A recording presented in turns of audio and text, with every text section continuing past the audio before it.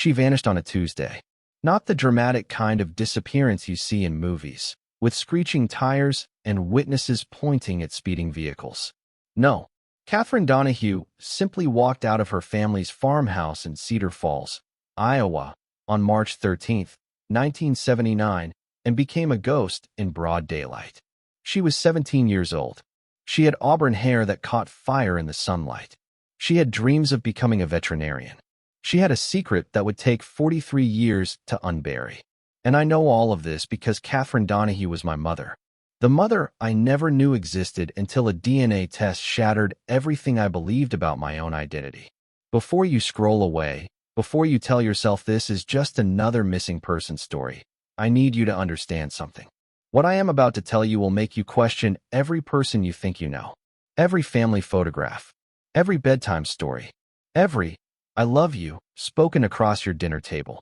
Because the truth about Kathryn Donohue reveals something terrifying about the nature of secrets, about the masks people wear, and about how the ones closest to us can be complete strangers. If this story moves you, if it makes you think about the mysteries hiding in your own family tree, I am asking you right now to share this with someone who needs to hear it. Subscribe to this channel because over the next 8 chapters, I am going to take you on a journey that will change how you see the world. This is not entertainment. This is my life. And maybe, just maybe, it is a mirror of yours. My name is Daniel Morrison. At least, that is the name printed on my birth certificate. The birth certificate that lists Margaret and Howard Morrison as my biological parents. The birth certificate that, as I discovered 18 months ago, is a complete fabrication. I grew up in Portland, Oregon, in a modest 2-story house with blue shutters and a tire swing in the backyard. My childhood was unremarkable in the best possible way. Little league games, family road trips to Yellowstone, Thanksgiving dinners where my grandmother would burn the rolls and my grandfather would pretend they were delicious. I had a younger sister named Claire. I had parents who showed up to every school play, every graduation, every moment that mattered. I had no reason to doubt anything about my existence. The unraveling began, as so many modern revelations do, with a Christmas gift. Claire, always the thoughtful one, bought the entire family DNA testing kits from one of those ancestry websites. "Let us see where we come from," she said, her eyes bright with excitement. "Maybe we have some royalty in the bloodline." She was joking, of course. Our family was about as royal as a paper napkin. Blue-collar workers stretching back generations. Farmers and factory workers, and one great-uncle who allegedly bootlegged whiskey during Prohibition. We were ordinary people with ordinary histories. Or so I believed. 6 weeks later, I opened my email to find my results. I remember the exact moment. I was sitting in my home office, a cup of coffee growing cold beside my keyboard. Outside, February rain streaked the windows. Inside, my entire identity was about to collapse. The first thing I noticed was the ethnicity breakdown. Irish, yes. German, yes. But also something unexpected. A significant percentage of Scandinavian heritage that did not match anything in our family history. My mother, Margaret, was supposedly half Italian. My father, Howard, claimed Scottish and English roots. Neither had mentioned any Scandinavian ancestors. But ethnicity estimates are imperfect, I told myself. Databases vary. Algorithms make mistakes. I was ready to dismiss the discrepancy entirely when I scrolled down and saw the DNA relatives section. There was no match for Claire, my own sister, the girl I had grown up with, shared a bathroom with, fought with over the television remote for 18 years. According to the science, the cold hard genetic evidence, Claire Morrison and I did not share a single drop of blood. I stared at the screen for what felt like hours. The coffee went from cold to frigid. The rain outside intensified, matching the storm building in my chest. There had to be a mistake. A contaminated sample. A laboratory error. I closed the laptop. I opened it again. The results had not changed. Claire was not my sister, which meant either she was adopted or I was. I did not sleep that night. I lay in bed beside my wife, Sarah, listening to her breathing, counting the shadows on the ceiling, running through every memory I had ever formed. Had there been signs? Had there been moments when I did not quite fit, when something felt slightly off? I thought about how I towered over both my parents by the time I was 14. How my hair was dark and curly while theirs was straight and light. How I could never master my father's gift for mechanical work, while Claire had inherited it effortlessly. Coincidences, I had always assumed. Genetic lottery. But the DNA did not lie. The DNA was screaming a truth that had been buried for 46 years. I confronted my parents 3 days later. I drove to their house on a Sunday afternoon, arriving just as they were finishing lunch. My mother had made pot roast. My father was reading the newspaper at the kitchen table, glasses perched on his nose, exactly as he had done every Sunday of my entire life. They looked up when I walked in. They smiled those familiar smiles. And then I placed the DNA results on the table between us, and I watched those smiles die. The silence lasted 17 seconds. I know because I counted. I counted every heartbeat, every tick of the grandfather clock in the hallway, every breath that my mother did not take. And then my father removed his glasses, folded them carefully, and said 5 words that detonated my existence. We wondered when you would ask. The kitchen felt smaller suddenly, as if the walls had shifted inward to contain the weight of what was coming. My mother, Margaret, the woman who had bandaged my scraped knees and taught me to ride a bicycle and held my hand through my first heartbreak, buried her face in her hands. My father, Howard, the man who had coached my little league team and walked me through my first job interview and given a toast at my wedding, simply stared at the table. Neither of them could look at me. That told me everything I needed to know before they spoke a single word. The story came out in fragments, like pieces of broken glass being carefully extracted from a wound. They had wanted children desperately. Years of trying. Years of disappointment. Fertility treatments that drained their savings and their hope. By 1979, they had accepted that biological children were not in their future. They had begun the adoption process, filling out paperwork, submitting to home studies, waiting on lists that seemed to stretch into eternity. And then my mother's cousin, a woman named Vera who lived in Iowa, made a phone call that changed everything. Vera worked as a nurse at a small hospital in Cedar Falls. She had connections. She knew people. And in March of 1979, she knew of a baby.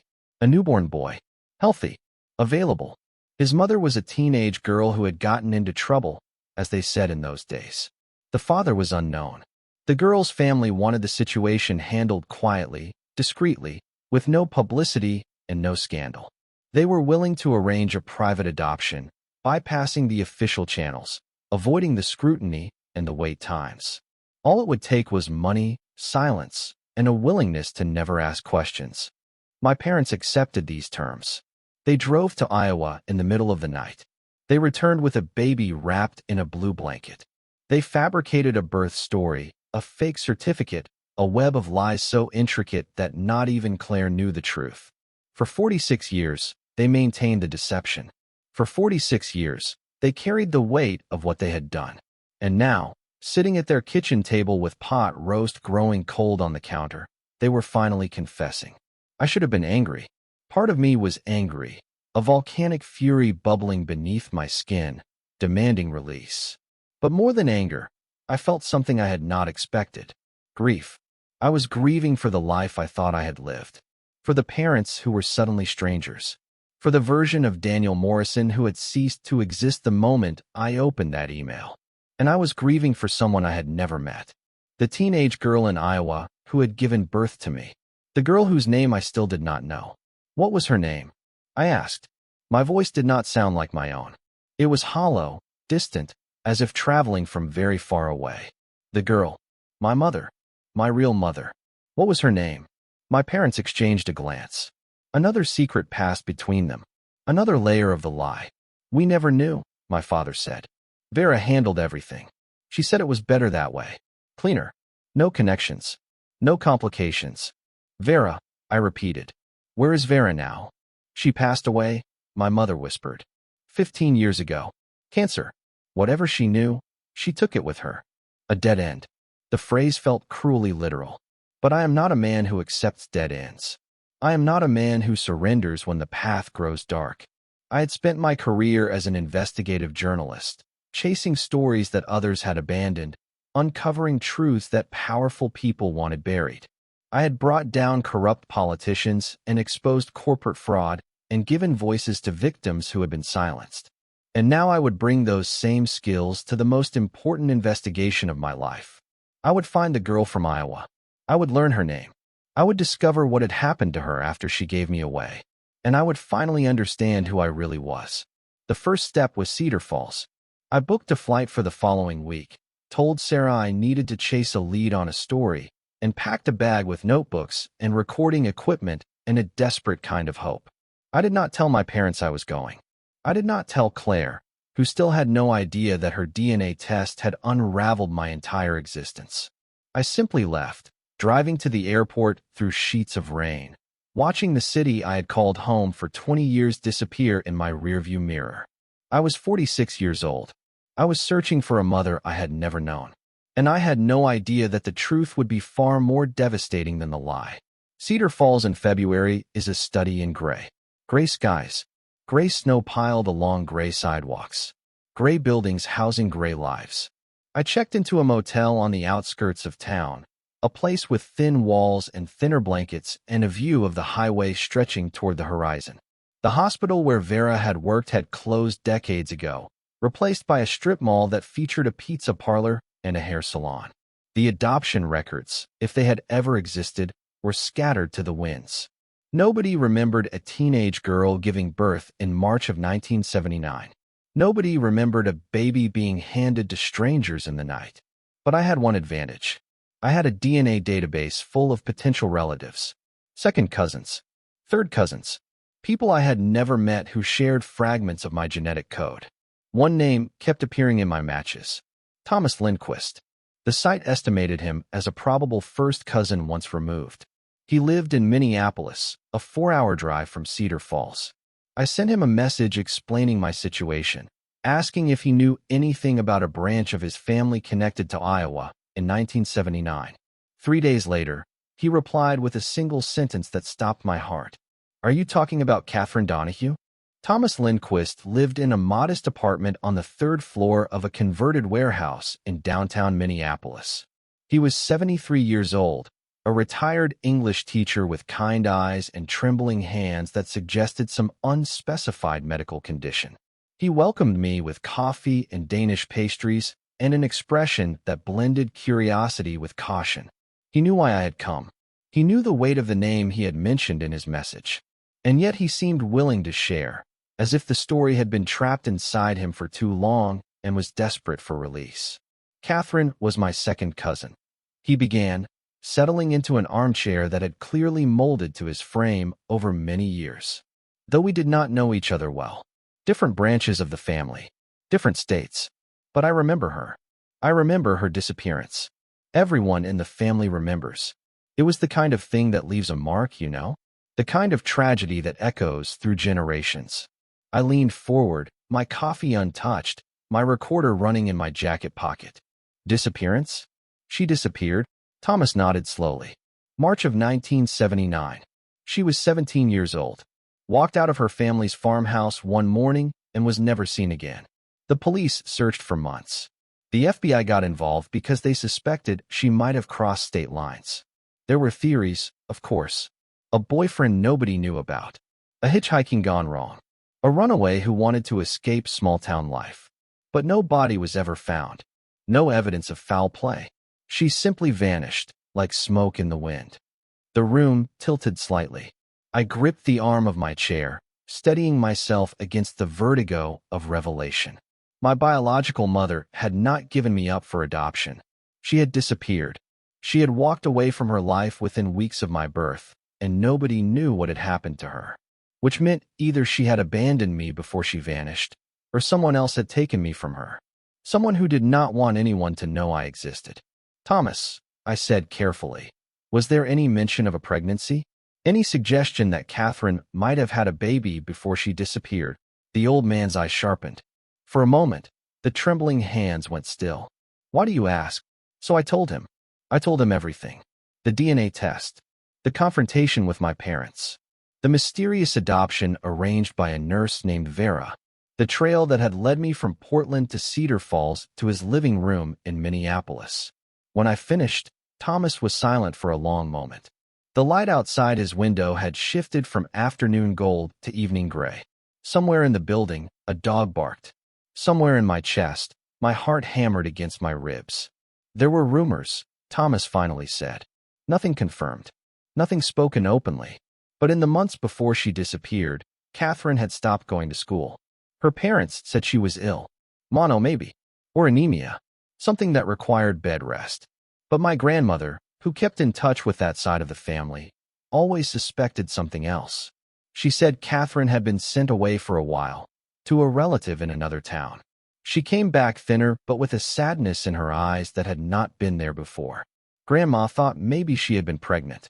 Maybe there had been a baby that was given away. But Kathryn's parents were deeply religious, deeply private. They would never have admitted such a scandal. A baby given away. A mother who vanished. A family so ashamed of a teenage pregnancy that they erased every trace of the child's existence. The pieces were beginning to form a picture, but it was a picture full of shadows and missing corners. I needed more. I needed to understand not just what had happened to me, but what had happened to Kathryn. Where she had gone. Why she had left. Whether she was still alive somewhere, living a different life under a different name, carrying secrets that might finally be ready for light. Think about this for a moment. Have you ever wondered if the family stories you have been told are true? If the photographs on your wall might be hiding more than they reveal? Drop a comment below telling me about a secret you discovered in your own family. Sometimes the greatest revelations come from unexpected connections. Thomas gave me what he could. Names of distant relatives. Addresses that might or might not still be accurate. The location of the Donohue farmhouse, which apparently still stood, though it had passed through several owners since Kathryn's parents died. He wished me luck with something that felt like genuine concern. And then I was back on the road, driving through the gathering darkness toward a farmhouse in Iowa where a 17-year-old girl had lived her final moments before becoming a ghost. The drive took 5 hours. I stopped once for gas and coffee, staring at my reflection in the convenience store window, searching for traces of Kathryn in my features. Did I have her nose? Her cheekbones? The shape of her eyes? I had no photographs to compare, no reference points. I was a blank canvas searching for its painter, a story without a first chapter. I arrived in Cedar Falls just before midnight. The farmhouse was exactly where Thomas had described, set back from a rural highway at the end of a gravel driveway lined with bare trees. A single light burned in an upstairs window. Someone lived here. Someone who might remember the family who had occupied these rooms 43 years ago. But it was too late to knock on a stranger's door.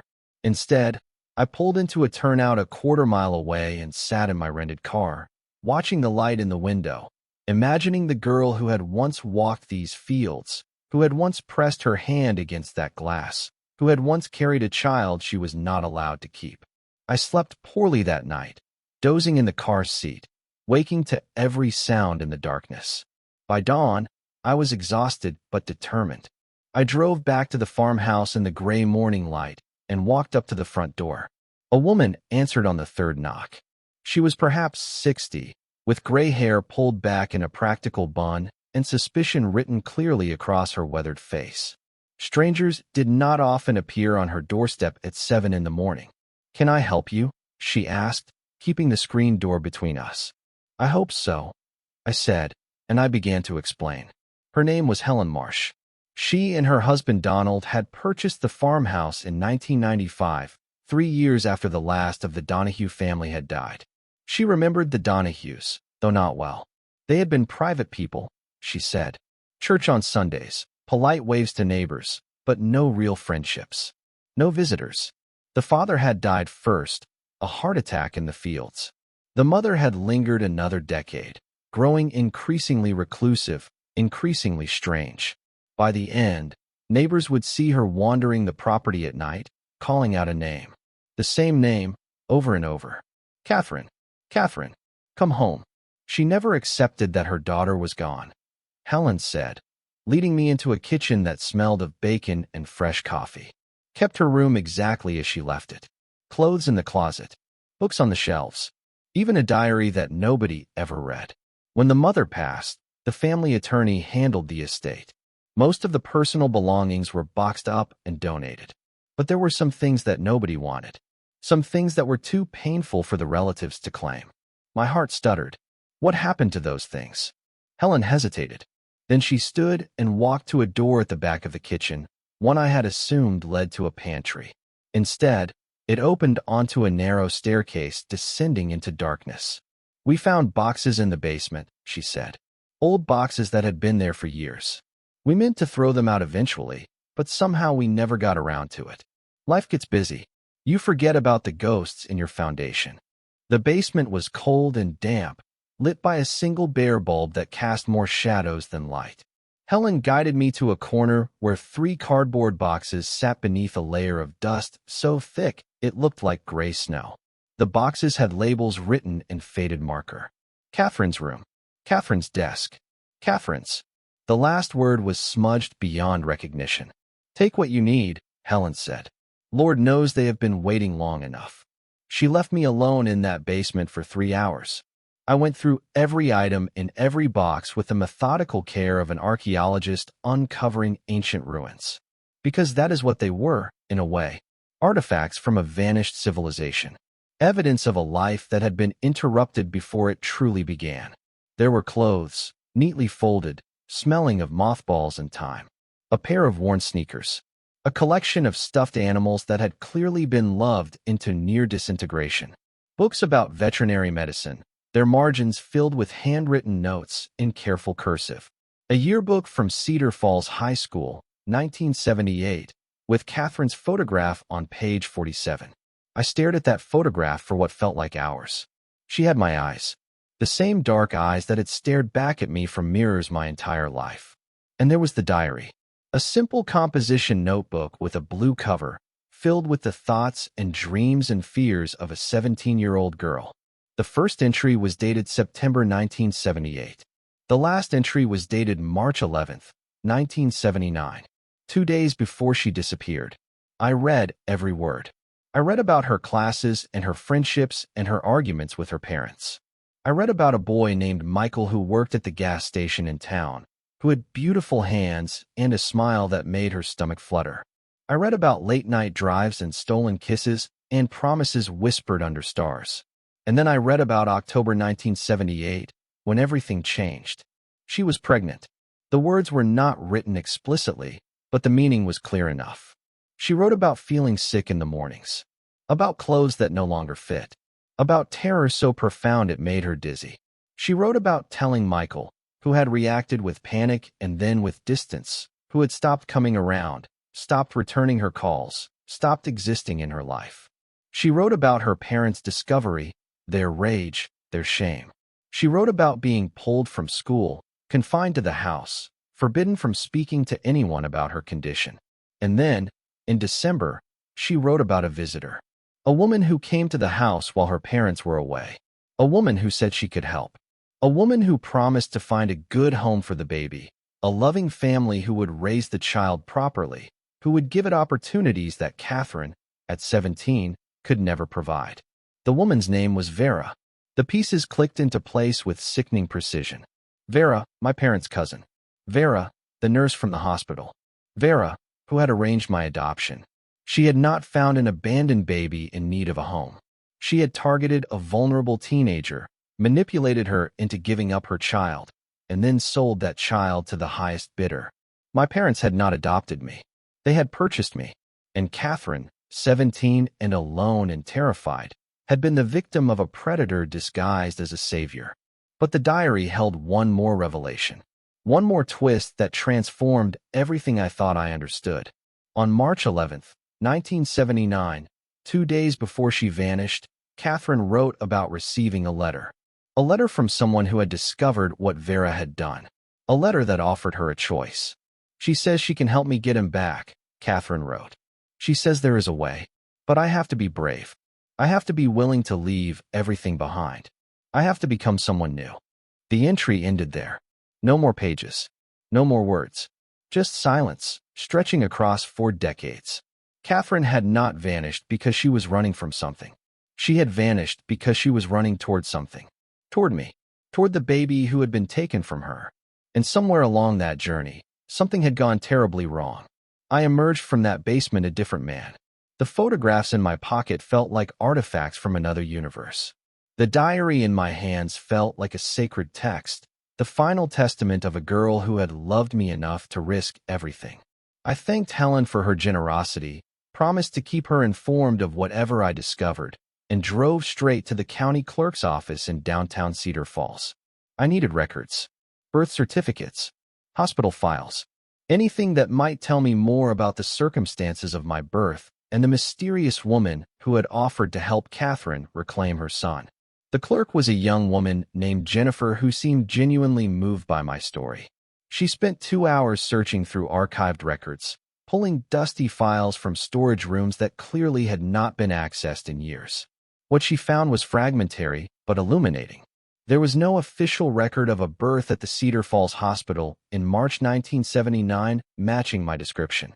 Either I had been born elsewhere, or the records had been deliberately destroyed.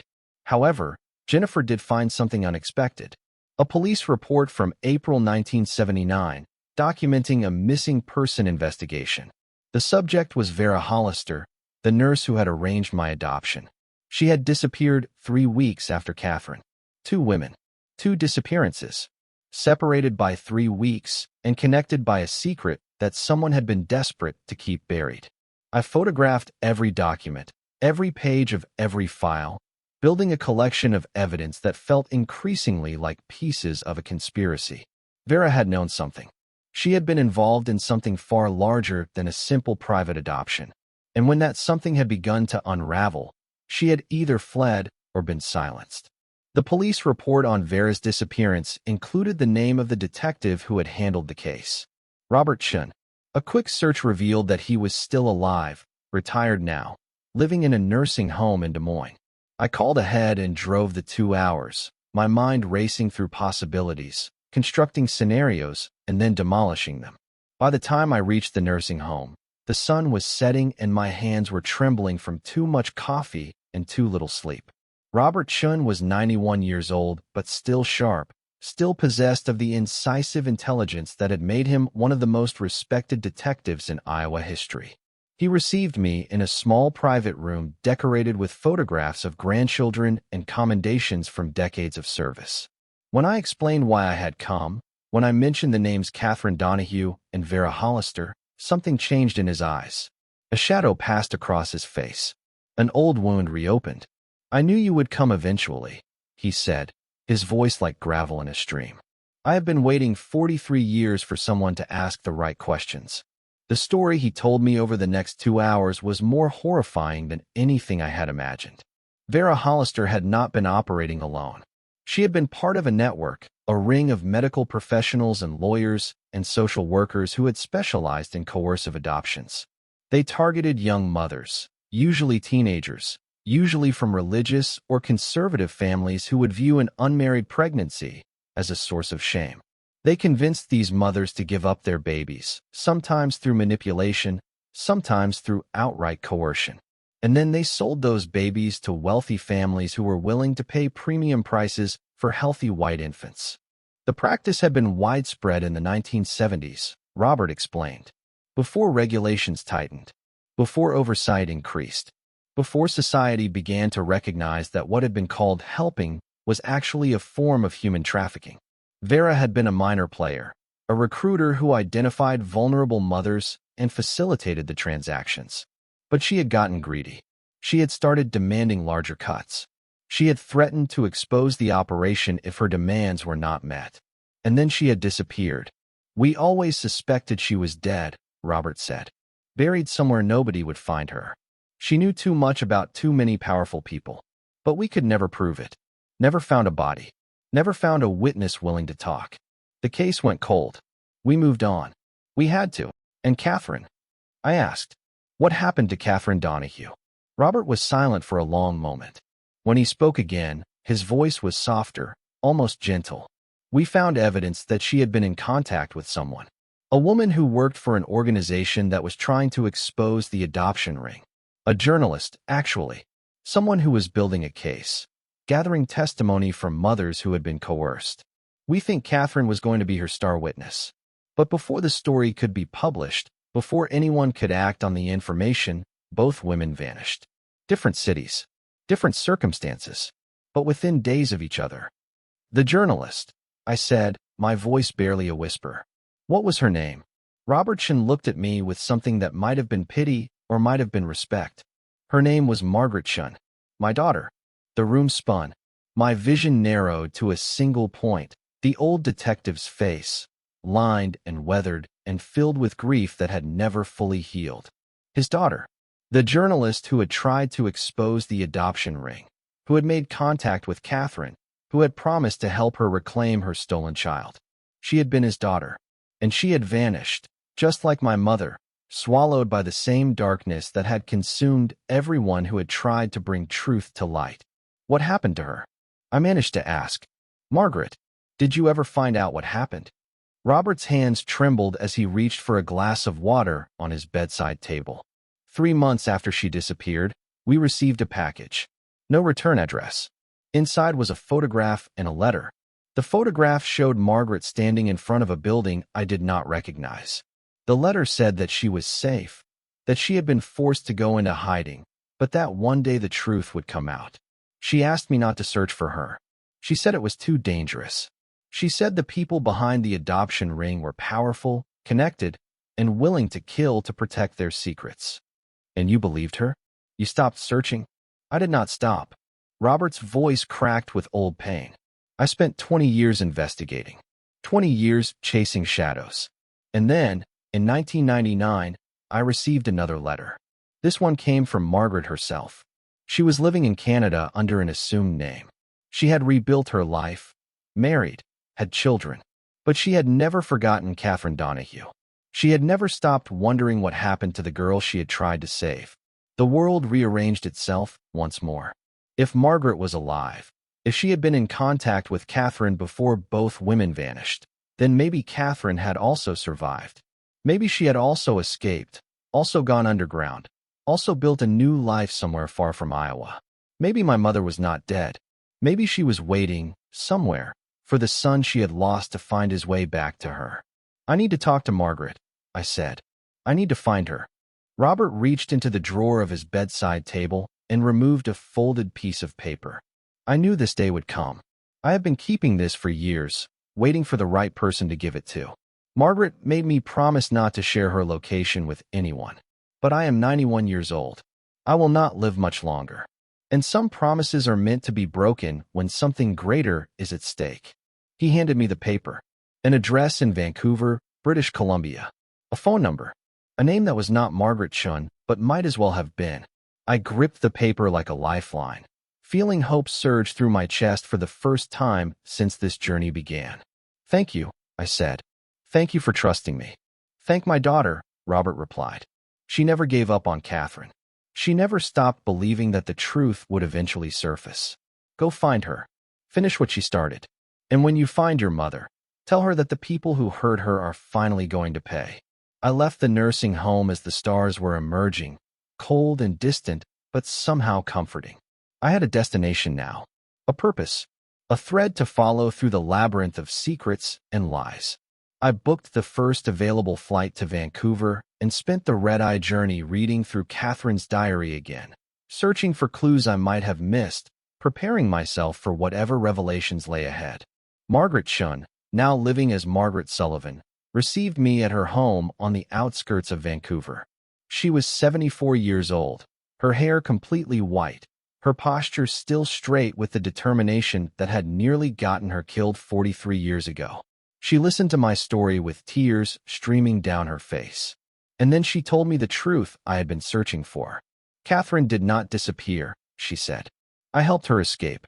I helped her build a new identity, start a new life, far from the people who had hurt her. She wanted to reclaim you, wanted to fight for custody, but the forces against her were too powerful. So she made a different choice. She chose to survive. She chose to wait. She chose to believe that one day, when the time was right, her son would find his way back to her. She is alive. My voice broke on the words. My mother is alive. Margaret took my hands in hers. She has been waiting for you, Daniel. For 43 years, she has been waiting. And now, finally, I can take you to her. The drive took 4 hours. North from Vancouver, along highways that wound through forests so dense they blocked the sky.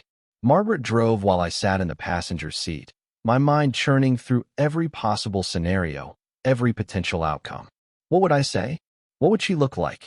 Would she recognize me? Would I recognize her? We had been separated for 43 years. I had been 3 days old. She had been 17. We were strangers who shared blood, connected by trauma and time and the stubborn persistence of DNA. The town was small, little more than a collection of buildings clustered around a single main street. Mountains rose on every side, their peaks still white with snow even in early March. Margaret navigated to a house on the edge of town, a modest structure with a garden that was just beginning to show the first signs of spring. Smoke rose from the chimney.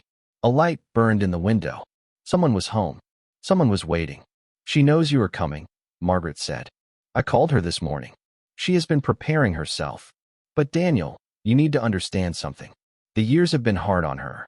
She carries wounds that will never fully heal. What was done to her, what was taken from her, it shaped everything she became. Be gentle with her. Be patient. And remember that no matter what happens, she never stopped loving you." I walked up the path to the front door. My legs felt like they belonged to someone else. My hands were shaking too badly to ring the bell. But before I could lift my arm, the door opened, and I saw her. Kathryn Donohue was 60 years old now. Her hair had gone gray, though traces of auburn still flickered at the temples. Her eyes, my eyes, were filled with tears that had been waiting 43 years to fall. She was smaller than I had imagined, fragile in a way that spoke of years of hiding, years of fear, years of carrying a grief so profound it had become part of her bones. But beneath the fragility was strength. The same strength that had driven a 17-year-old girl to walk away from everything she knew in pursuit of her stolen child. "Daniel," she said. My name in her voice was the most beautiful sound I had ever heard. "My baby. My boy. You found me." What followed cannot be captured in words. There are moments in life that transcend language, that exist in a realm beyond description. We held each other on that doorstep, crying and laughing and saying nothing and saying everything. 43 years of separation dissolved in a single embrace. I was home.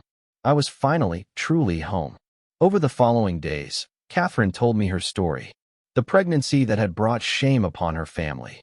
The manipulation by Vera, who had promised that the adoption would be discreet, that no one would ever know.